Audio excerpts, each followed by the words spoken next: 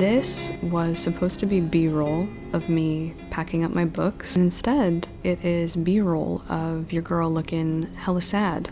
As you can probably tell, I'm not in the Pacific Northwest, I'm not in a new place, and I'm not at university. I was extremely excited, out of my mind, ready to start my master's degree in literature. We're about to talk about some not very good, not so fun things. If you've seen my previous vlogs over the past season or so, you guys know that I've been dealing with some health issues, a number of health issues. I do finally have some answers. I'm incredibly grateful to have some answers, not so happy about the answers themselves. I was finally taken seriously. I was finally taken seriously by a doctor. It just felt really nice to finally be understood and see that the person in a medical position of power is like, yeah, let's do something about this. She just sat down with me and she was like, okay, we can schedule you for surgery for endometriosis right now. I've been waiting 10 years. I've been waiting 10 years to hear that, so yeah, it hasn't sunk in. Really exciting, and it's scary to finally be on the verge to having answers to something or to have some kind of treatment for something that you've been just having your life run over, demolition by for a really long time. So I'm really happy to be able to tell you that, and I just want to say a big thank you to everyone who commented and messaged me and gave me so much support this summer and gave me so much just help and hope, and for the people who have been through it, thank you so much, because your perspectives and your experiences are just truly invaluable. Yeah, this is great news, and unfortunately it also means that I have to choose between my health and my education. It's just terrible timing. It's terrible timing to finally get taken seriously. I had this appointment in August, and of course I was supposed to be moving across the country and starting school the next month, but with the surgery, with the recovery time of the surgery, it's really truly not possible to start a full-time master's degree while going through something like that. It's terrible timing, but I cannot live like this anymore. I cannot keep going with the way that things are. I cannot, I just can't live like this. I'm also just so devastated because I've already done this. If you've been here from the start of my channel, or near the start of my channel, the channel kind of really gained momentum when I was using it as a huge coping mechanism for when I was going through the roughest parts of my brain injury saga, when I had a concussion that developed into post-concussion syndrome, and I was taken out of university at that time when I was doing my undergrad. I was taken out for 2 years, wasn't able to get back because the concussion was just really severe for me, and that's kind of what I started using this channel for, was an outlet for what I was missing. Yeah, now it just feels like it's happening all over again in a different way, being taken out of education because something is going wrong with me, and it's just hard to bear that again. Good news is that I am starting part-time online for this fall semester. So glad to share that with you, and I've already been to a couple of classes. I've already handed in 2 assignments, okay? They're not fooling around, and I am really, really grateful to have this one class and to be back in. I was really looking forward to making some friends. Most of the students are going to be starting full-time in person, getting to know each other, forming those bonds, and I won't be there to join in on that. Is just a little bit gut-wrenching, because I think when I moved here, I was like, yeah, I'm gonna make some friends, because I have zero social life, legitimately zero. I have spent this summer talking to a wider variety of doctors, nurses, healthcare workers than to any people that I actually know. Knowing that I'm not there, getting in on that as someone who has a very difficult time making friends and connecting to people, that's rough. Anyway, it's now autumn. I think we actually just had our first day of autumn, so I wanted to just kind of make this the start of a new season, update you guys, and also just kind of treat this as a little bit of a channel refresh, knowing that I have more time now to do YouTube a lot more than I was expecting to be doing it. I've just spent the summer so angry and heartbroken. I think what I'm most angry about, and I think if you're someone in this position as well, or if you're also a woman going through the medical system, what I'm most angry about is that I have literally done everything myself. I've had to do everything myself alone. It's been okay, you're not gonna help me, I'm just gonna do it myself, thanks a lot. Aside from the endometriosis potential diagnosis, the surgery is diagnostic, and then if they do find it, it'll also be an excision surgery where they hopefully take it the hell out. Get out of here. But yeah, aside from the endo thing, I've also received a couple other diagnoses this summer, which I mean is great to know, but I've done it myself. Multiple times I've identified what's going on. I do the research. I'm the one on PubMed. I'm the one figuring out what the heck is going on with my body, and then I go to like my doctor or healthcare provider and I ask for tests or assessments, and then even when like they've literally brushed me off or said no, I have straight up ordered and paid for tests myself this summer, only to find out that, oh my gosh, yes, I was right all along. That's what's been going on.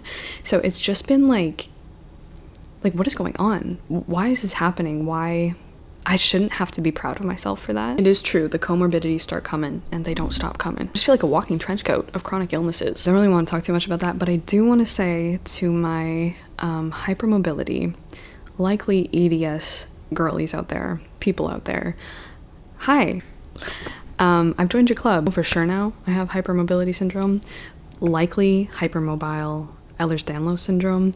However, I believe I think from my research I saw that there was only one clinic in Canada that like formally diagnoses EDS, and the waitlist for that is like, if you are hypermobile or if you have EDS or connective tissue disorder or whatever, hi, I'm here. It's not really very fun. If you have any advice or experiences or tips, let me know. I'm just a loose bag of bones. That's kind of why I wanted to make this vlog in general, just as kind of like a starting over point, because I have so much more information about myself now, thanks to myself. Like it's just insane to me that I seriously truly only have myself to thank for uncovering what's been going on, because the healthcare system has not, it's just completely failed me. It couldn't have failed me harder if it was trying. Were you trying? I wish I had known so much of this before, but the goal is just to keep on knowing and keep growing and just really, really, truly stay positive, because I've just decided that I'm just not going to let anything stop me no matter what's going on. I've decided that I will become incredibly stubborn, that I will find the answers myself, take care of myself, and that kind of thing. I'm so warm. Just interesting, because I think a lot of people, either online or in my own life, are like, wow, like you look really healthy, you look like you're doing great. The reality is no. And I think a lot of times I really truly wish that like I somehow looked the way that I felt, when a lot of these things are really like invisible. The capacity to understand is quite limited. Obviously, I'm not really going to film myself when I'm on the bathroom floor, like moaning in anguish. That's not really a cute look. The goal is to start grad school in January, full-time over there. So that is what I'm going to be like, just working my absolute hardest towards, like really truly putting myself like first, my health first, taking care of myself. Like that's my priority. Lastly, what are the good things about this whole thing happening? Number one, I get to live here a little bit longer. I currently love where I live, and after having an extremely rough time in my previous apartment, I am just so like over the moon, ecstatic, grateful to live here. Number two, I'll get to experience winter the way that I love to experience winter, hopefully. I'm hoping for a very cold, very snowy winter here. I know that over there on the West Coast, winter looks a little bit different depending on where you are. So I'm really happy that I'll be able to have another winter here. And I'm trying to make myself as happy and healthy and fulfilled, I think, as I can possibly make myself in the next coming months. So let's get to it.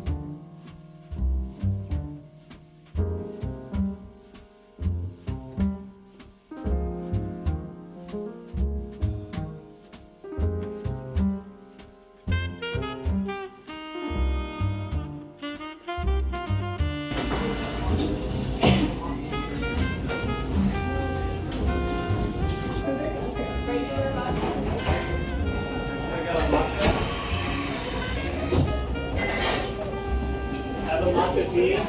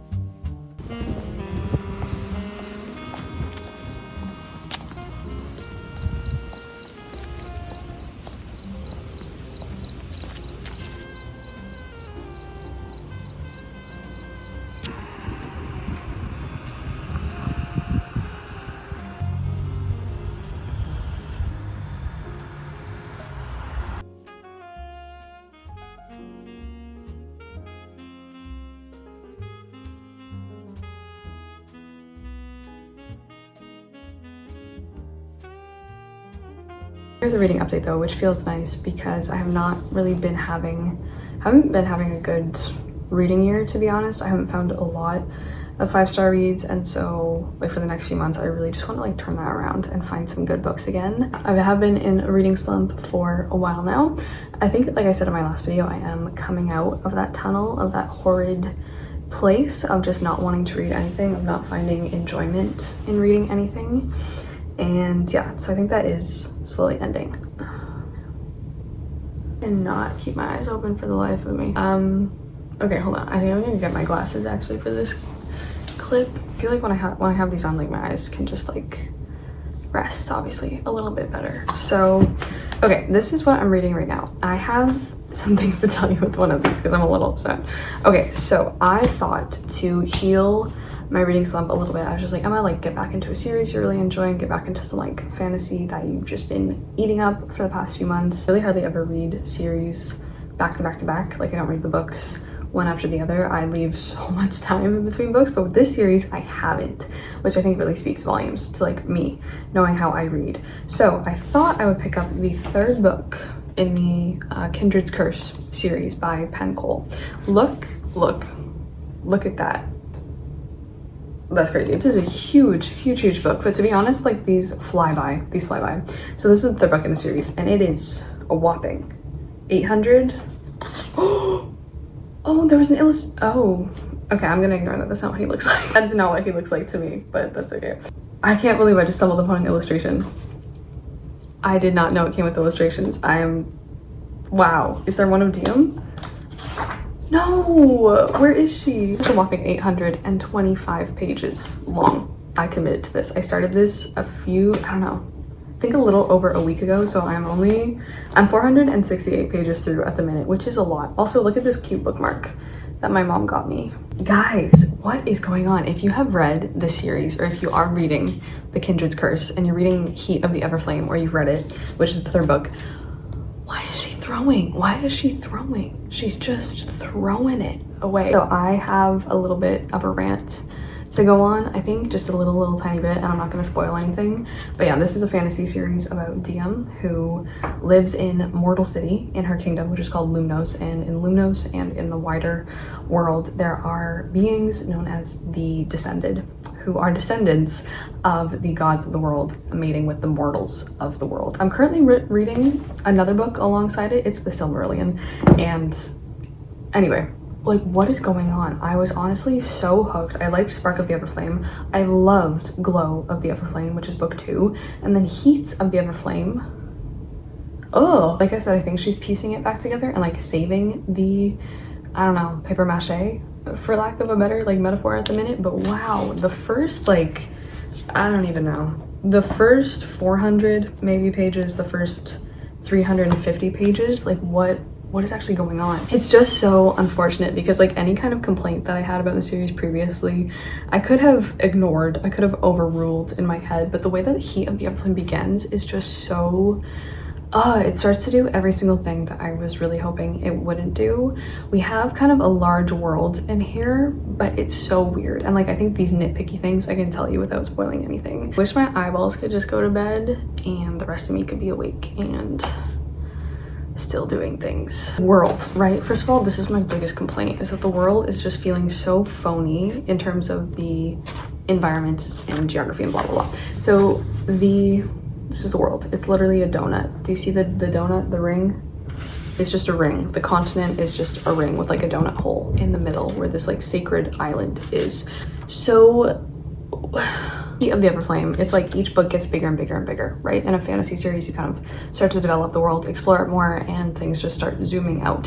What ends up happening in this book is that we just go on literally Ring Around the Rosie, Pocket Full of Posy, on a merry-go-round of like, let's do a world tour. It became so repetitive, the traveling and the like being in places for split seconds and being not in places. It's like also the scale. I really have a problem with the scale in fantasy worlds, especially when I'm reading something I think so obviously like well thought out and just marvelously done as like Tolkien and his world. And I don't have the same expectation. I just wish that things didn't feel so like phony and stage set like, if that makes sense, because I think when you can just like literally walk, and like it's fine if your place is small, but it's just so strange to me, like the scale is just so off. They just walk like a couple nights and they're in the next realm over, and it's like they must have crossed so much land. Can't imagine how tiny the world must actually be if you could just literally walk between the borders of these kingdoms in a couple days. I guess like I have to buy into the fact that the magic like literally splits the land, the environment, the geography in a line, like in a straight line, because like we go from like, for example, Arbros to Igneos. Obviously Arbros is the land of like trees and forests and plant magic, and Igneos is a desert land with fire magic. But like we literally go from like, I don't know, boreal forest and then just a line into dunes. Just hate that. Personally, I dislike that a lot. So sad because I was not enjoying it. I don't know what the romance is doing in here either. I've kind of lost interest in that aspect. So I think we're reeling it back in slowly now. But yeah. Also the obviousness of plot points in Heat of the Everflame, which to be honest, I didn't really overly feel in the previous two books. It's just getting way too much. Like the character just feels like she has been really dumbed down, or is just like really on purpose missing things so that the plot can progress in a certain way, and it's just really frustrating because it's overdone. These like points or clues that she misses out on are like so obvious. They're so obvious, and so it's just really frustrating as a reader to watch that happen and to just like know things that are gonna happen probably like 200 pages, literally 200 pages in advance, but then the main character is just like, oh, what's going on? And it's just really hard watching like her decision making and her understanding of things, or her missing certain things, just become more ballooned and ballooned out to a point of just like, I can't deal with this anymore. The book that I'm reading is The Silmarillion. This is for the Game of Thrones book club, and I'm having such a good time. Like I'm having such a good time. Like really truly say that I'm having the best time ever. I just can't, it just feels like every update, because I'm filming a Silmarillion vlog, but in every update I just keep saying, I can't believe that I get to read this. I can't believe that I get to find this information out. Like it feels surreal to me. It feels like this is stuff I shouldn't be knowing, or it feels like, oh my gosh, like I'm getting to peek behind the curtain, and it's just so fun. So yeah, if you don't know what the Silmarillion is, it is just kind of an account of the first age of the world before obviously the events of Lord of the Rings. It's such a treat. It is such a treat. It's such a treat. I do think it has its difficulties. I don't think it's the easiest thing in the world to read or anything like that, and the amount, the wealth of information that is given to you and presented is staggering. Tolkien's writing, I missed his world, and I'm just like truly trying to go slowly with this one. I have one more book because, to be honest, like the bulk of my reading at the minute and my, I don't know, it's like just stuff that I can't track on Goodreads, doesn't exist on like any app or anything like that. It hasn't really been novels, but it's been a lot of uni research, a ton of uni research, which I'll talk about probably a little later in this video. But one of the ones that I picked up recently from my bookshelf is The Poetics of Space. Space, architecture, literary representations and explorations of those things really interest me. You guys know, obviously, like my hotel obsession is tied into that. But yeah, this is really fascinating. This is a like poetic meditation, I guess. How does it describe about the intimate spaces of our homes and how they serve as metaphor for different things? So I think it does focus, I'm assuming, only on like the house and the different aspects of the house, like any single thing pertaining to the house and the space of the house, and how that has been either like symbolized or used or explored, or what associations we have with it. I think that's what it talks about. That is my little reading update in this vlog. I'm excited to just be getting back into it because, to be honest, I have not been reading. I have not been reading like basically at all, which is really strange for me. Yeah. Anyway, at the minute, I think I'm gonna go make a decaf coffee.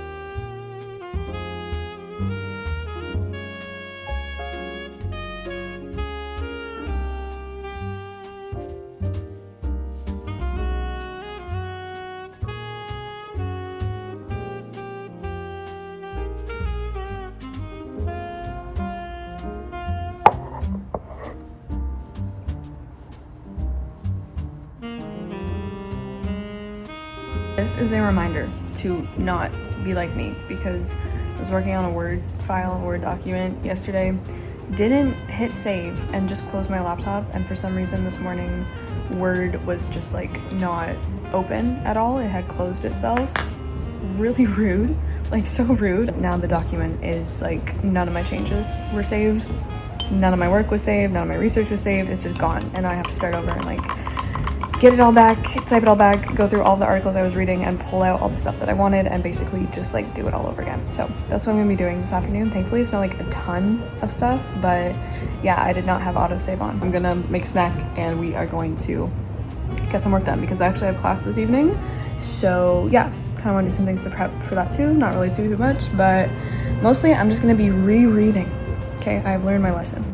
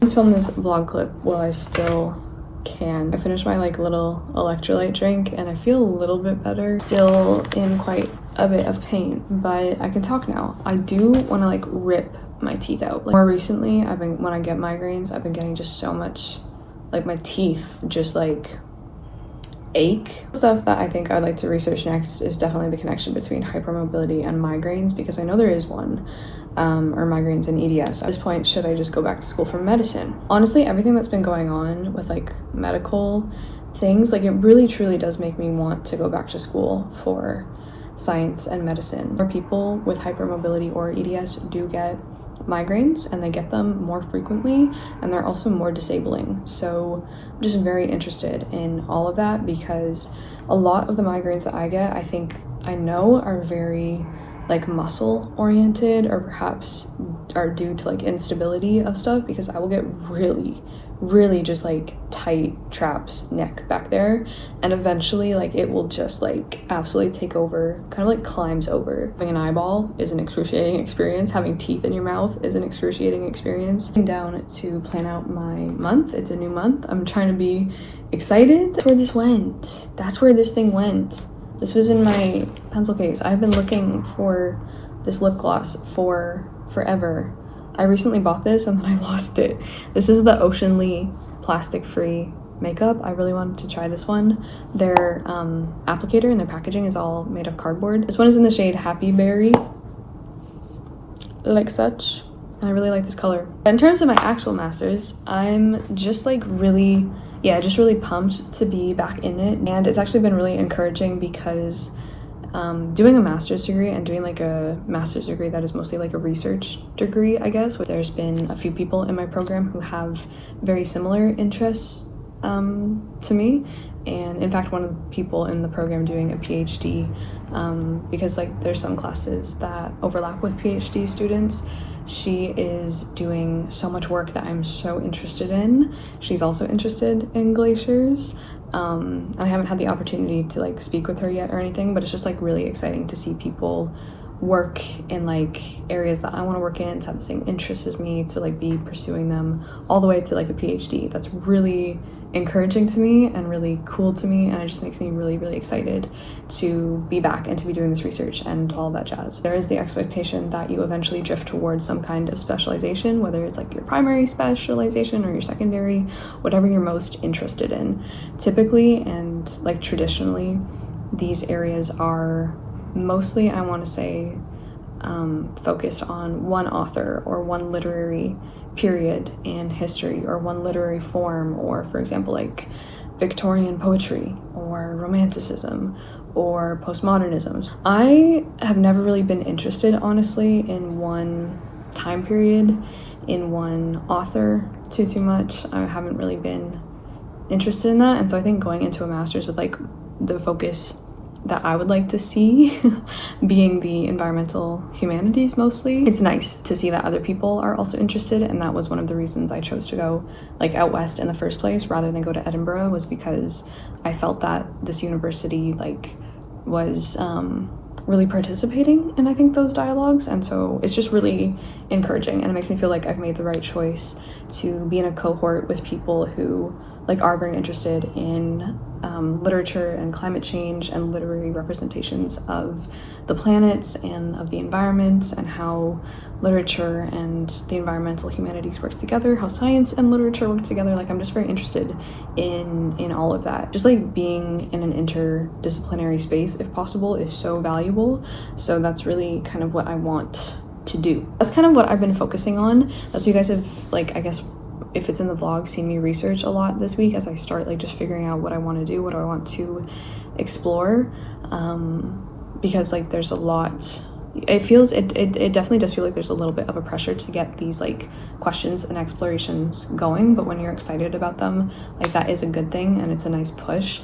But yeah, that's what I've been just like researching and looking up this week, and that's kind of where I would like to live, I think, is in the environmental humanities, eco-criticism, obviously anything to do with like glaciology, glaciers, winter, snow, northern literature, indigenous literature. I think that's kind of where I would like to be. I've just been really enjoying getting back into it and like feeling like I'm going somewhere, because I think I've just been thinking a lot about what I want to do with my life and like where I see myself and where I see myself with the information I have now. And I would like to schedule more like Pilates